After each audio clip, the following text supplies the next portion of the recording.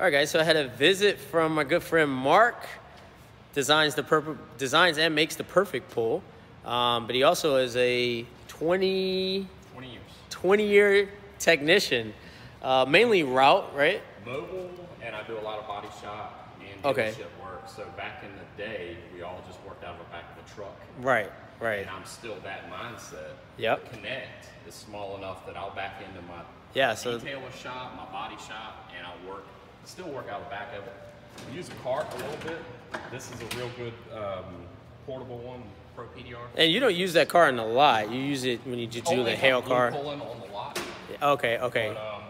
But yeah, walk us through some of the drawers. So this is a Matco toolbox. This I had to rig up because these drawers are not designed to be going down the road. So the little catches on here, they wear out real quick.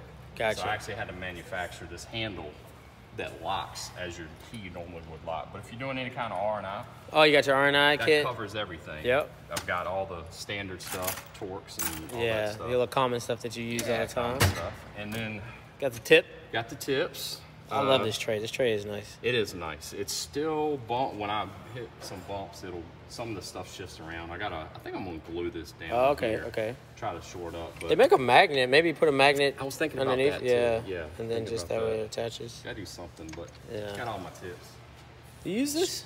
It works. It does? Yes. I have the small version. I can't wait to use it. They definitely work. And then if you're up against the brace, they've got the shape. But yeah, they work for sure. Yeah. And all my hand tools and I've got pretty standard. Probably 100 more just like this at the house that I've been over the years. We all do. Glue pulling drawer? Yeah, glue pulling drawer. Okay. What's your favorite tab? My favorite tab, depending on what I'm doing. So honestly, these are just, if I'm on some thin metal everyday go-to, it's usually the Gangreens. Okay, pretty durable tab. Yeah, when I'm on some aluminum, like I was telling you, these are aluminum murderers. These are compression tabs from Anson. Anson, okay. They are killer. Nice. John Bodine. Oh yeah, those things are money. Love that guy. Love his tabs. These things will break, and I will buy more. They're consumable. Break them, keep breaking them, keep using them, keep making them. It's one of the only things outside of glue that's consumable for PDR, right? Yeah, and of course, keep going. On the big junk, using the big tabs. Every now and then, I'll get down with the centipedes. Okay. And you got some black plague. Old school. Old school. Yeah. I gotta throw it in there. So the stuff I don't use very much. Ooh, look at that. The 5-pounder that I refuse to even put in my hand, I just keep it in case somebody wants to buy it one day or something. Okay. But, probably go to the heat gun a little bit nowadays, right? Well, again, back to being an old lot tab. Oh, yeah. Torch. That's my heat. Yeah, I can't pull the torch out with customers looking at their car getting repaired, man. They go crazy. I've done it a couple times. Like, what are you doing? Keep my limit dent, all those stuff like that. Okay. In Richmond, in a car deck, a parking deck, they're super dark. But generally, I use a board. Yeah. Old school, I know. So that is his light source right there, guys. So yeah. That's what makes it simple. Show us some of these larger rods up here. I see them hanging. It looks pretty creative. So this is a quick fist. Ah, yeah, okay. So if you have your truck, you'll see Jeeps and they'll use for That's shovels like a carbon. and axes and stuff. It's a dent gear carbon rod. It's a dent gear, yeah. Yep. I like this because you have 4 and they're different angled, and you can just, if you have a lot of complex hail, so you have some sharp, some light, you need to start with a sharp tool, finish with a blunt tool, or whatever you want to do. And then you have these little snaps. Yeah, yeah, that's slick, man. And that's an old school USB. Yeah.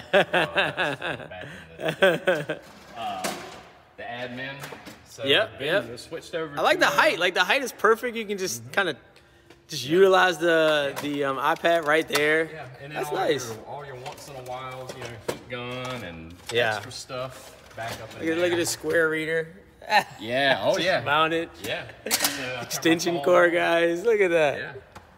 They this I had to finally break down and buy after going through about 4 of the $40 things. Okay. I was like, just drop the money. It's $300. It's gonna last forever. Okay. Probably rebuildable and everything. Huh? Probably rebuildable. You can probably fix it yourself. Now, anybody out there says they don't drill holes, or I don't know what they're doing, but with permission, you got to drill holes. Don't be stupid about it. That's just the way it is on the lots. I need to reshape my tips.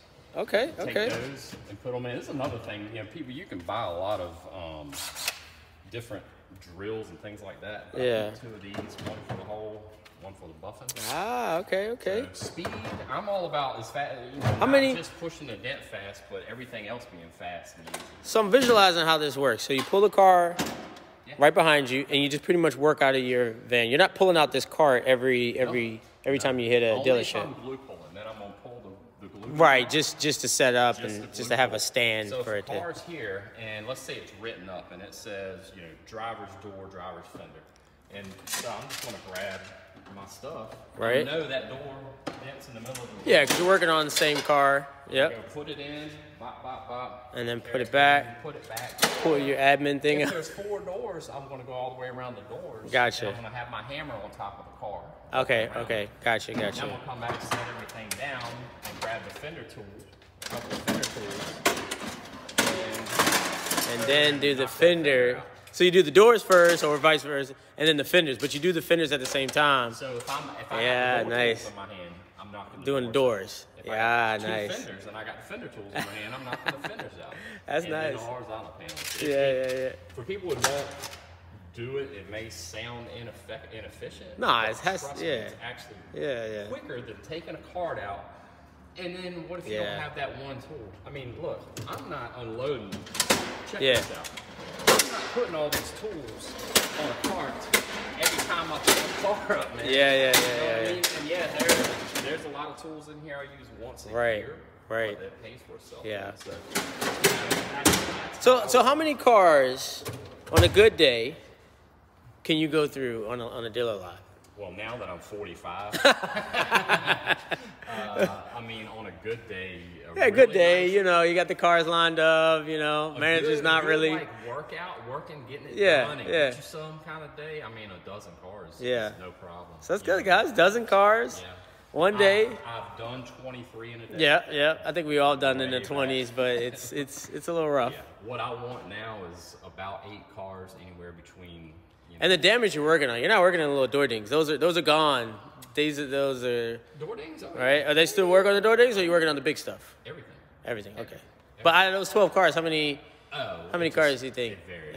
On that kind of day, you might have a couple of, shallow, bigger ones, and then you have nickel dime quarters. Right. So you're just doing everything, though. You're doing everything. Well, the dealership lot, so that nice BMW that you used, I mean, a dime-sized dent on the door has to go. Or even smaller. They want that out of there. Nice. And then, of course, they're going to want their wholesales, the stuff they're taking to the auction. They clean that giant dent up, So. Well, Mark, thank you for showing us your setup here. I thought it was cool, so I wanted to show everybody, show the members. So thanks. Pleasure. And Mark's company is Dominion Dent. Richmond, Virginia. Shoot him a message. After the really big stuff, don't forget the Perfect Pull. PerfectPullDent.com. Give him that in there. Yep. Give him a follow on Instagram, guys. There's the Perfect Pull in there. Yep. And actually, I'll show you how it sets up real quick, or how it sits in the van. So here's the mobile configuration. Ah, there it is, right there. If I ever need it. Yeah. And there's a tower. So that's the rest of my setup. Nice. And also, real quick, got a cross member now. Ah, okay. So also look up in there. You'll see the jack. So when you have those BMWs with the quarter panels that are real close to the wheel, you can jack it up. Yep. And, that's my favorite way to load out my van, man. Yeah, that's what's up. I think the Transits are like the best van to outfit. Personally, my opinion. The trucks are just too much getting in and out, but these vans are money. So. Yeah. But guys, hey, Mark a message if you want more in-depth discussion around his van. I'm pretty sure he's willing to share any information. Just shoot him a message, guys, and I'll see you guys in the next video. Peace.